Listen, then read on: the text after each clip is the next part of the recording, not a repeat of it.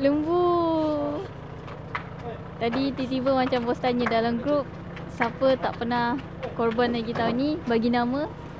Itulah bos tanya mengejut. Ingatkan Mochi ingatkan macam target nak kumpul duit sendiri apa semua kan. Bos, aku takut. Terima kasih. Apa sini? Jangan masuk sini Besar. Besar. Tengok tu. Besar. Sama Mochi, sambung. Tinggi. Terima kasih bos banyak. Tak tahu nak cakap apa, terharu. Terima kasih tau bos. Dia tu. Lembu.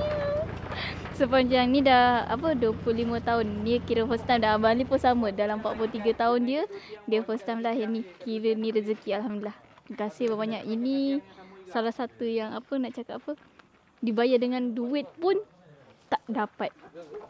Tak dapat nak bayar dengan duit benda alam macam ni. Bos belanja benda yang korang faham lah. Benda yang nak jadi tunggangan untuk akan datang kan. So terima kasih. Semoga ada rezeki untuk geng-geng kita kat luar sana. Kita lembu besar. Alhamdulillah.